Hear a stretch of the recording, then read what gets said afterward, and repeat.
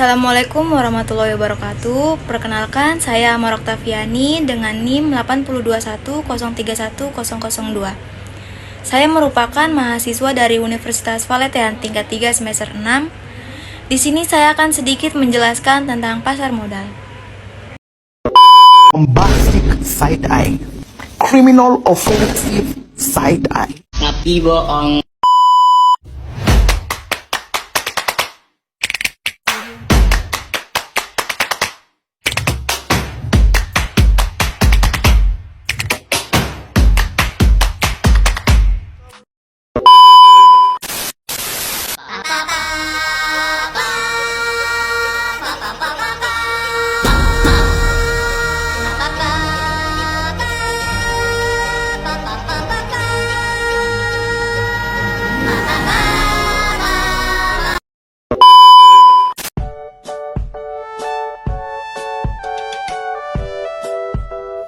Pada dasarnya, pasar modal tidak berbeda jauh dengan pasar tradisional, karena di sana terdapat pedagang, pembeli, dan transaksi jual-beli. Pedagang di pasar modal disebut emiten, dan pembeli di pasar modal disebut investor. Pasar modal lah yang mempertemukan emiten atau pihak yang membutuhkan dana dengan investor atau pihak pemodal yang memiliki kelebihan dana. Sebagai contoh untuk menjalankan usaha dan memperluas jangkauan usaha, perusahaan membutuhkan dana yang sangat besar. Nah, dana tersebut diperoleh dari masyarakat investor dengan cara menjual surat-surat berharga perusahaan tersebut. Sehingga, pasar modal dapat diartikan dengan suatu mekanisme yang memungkinkan pertemuan antara penawaran atau emiten dan permintaan atau investor untuk melakukan jual-beli modal. Secara umum, pasar demikian disebut dengan bursa, sedangkan modal yang diperjualbelikan disebut dengan efek atau sekuritas. Sehingga pasar modal di Indonesia disebut dengan Bursa Efek Indonesia.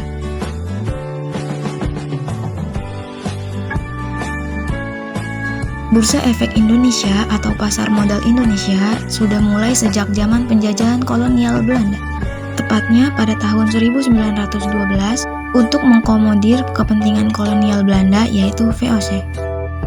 Perkembangan pasar modal Indonesia tidak berjalan mulus, karena Indonesia terkena dampak Perang Dunia I dan II tahun 1950. Pemerintah Indonesia mencoba mengirimkan kembali pasar modal. Namun, seiring nasionalisasi perusahaan Belanda tahun 1958, pasar modal Indonesia mati suri. Tahun 1977, pemerintah Orde Baru mendirikan Bapepam, Badan Pelaksana Pasar Modal, dan mencatat saham pertama yaitu PT Semen Cibinong tahun 1980. Tahun 1989, perusahaan pertama didirikan di Indonesia yaitu Bursa Efek Surabaya. Disusul tahun 1992, disusul swastanisasi Bursa Efek Jakarta, yang sebelumnya menjadi bagian Bapepam. Tahun 1995, lahir Undang-Undang Nomor 8 tentang Pasar Modal, dan pertama kali melakukan perdagangan elektronik melalui Jakarta Automatic Trading System, di bursa yang sebelumnya dilakukan secara manual. Nah, di tahun 2007, tepatnya tanggal 30 November 2007, Bursa Efek Jakarta dan Bursa Efek Surabaya resmi bergabung mengganti nama menjadi Bursa Efek Indonesia dan mulai beroperasi pada 1 Desember 2007 hingga saat ini. Ini nih perusahaan Bursa Efek Indonesia saat ini.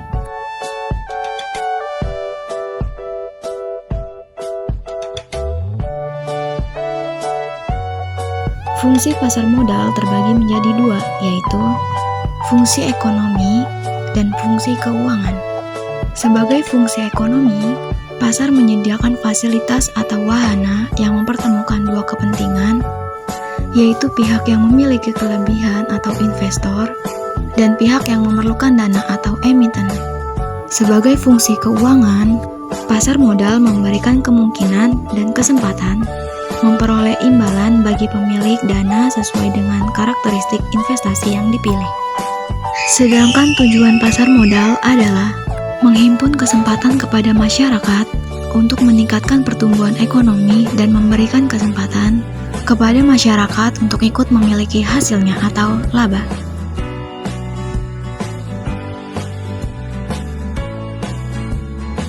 Nah teman-teman, agar transaksi jual beli pasar modal berjalan dengan wajar, teratur dan efisien, maka perlu terlibatkan berbagai pihak. Bursa Efek Indonesia, Clearing Penjaminan Efek Indonesia, dan Kustodian Sentral Efek merupakan self-regulator organization pasar modal Indonesia.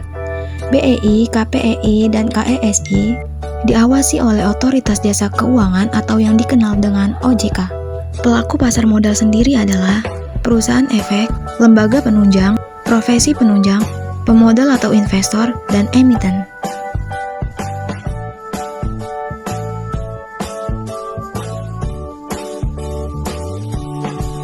Teman-teman, ada dua jenis pasar modal. Pertama, yaitu pasar perdana dan pasar sekunder.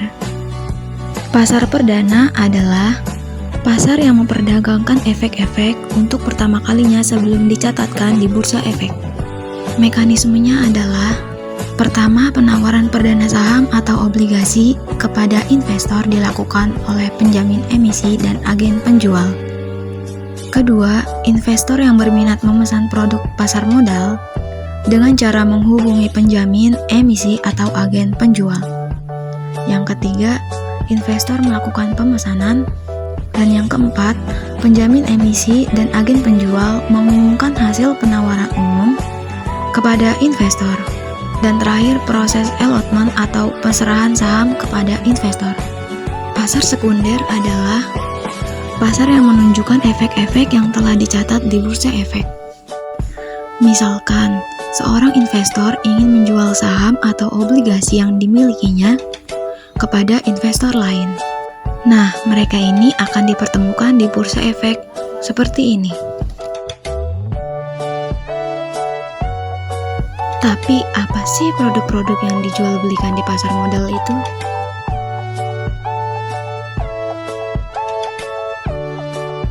Produk yang dijual di pasar modal antara lain saham, obligasi, right, warrant, dan reksadana. Pertama adalah saham. Yang pertama adalah saham. Saham merupakan bukti penyertaan atau kepemilikan dalam suatu perusahaan yang memberikan hasil investasi bersifat variabel, bergantung dari kemampuan investor dalam mengelolanya. Investasi ini memiliki resiko dan keuntungan.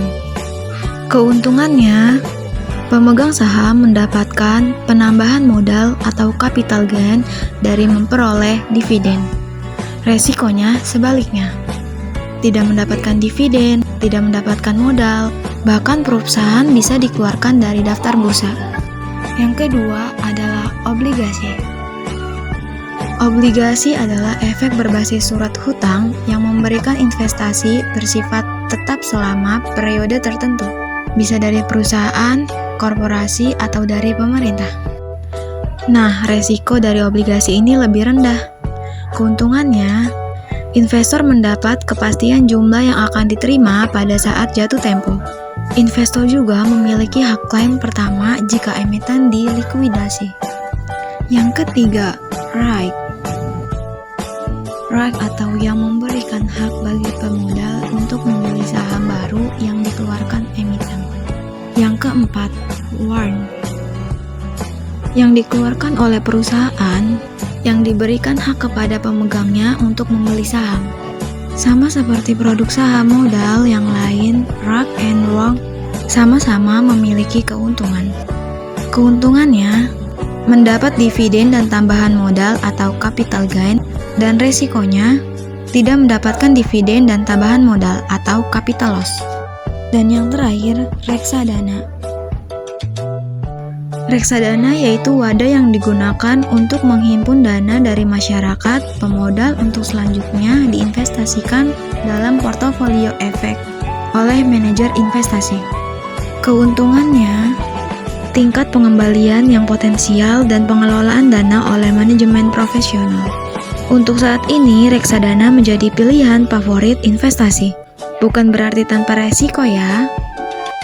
Pasar modal atau Bursa Efek Indonesia hanyalah salah satu dari bursa efek dunia, di mana sejumlah uang saling berpindah di dalam maupun di luar suatu negara.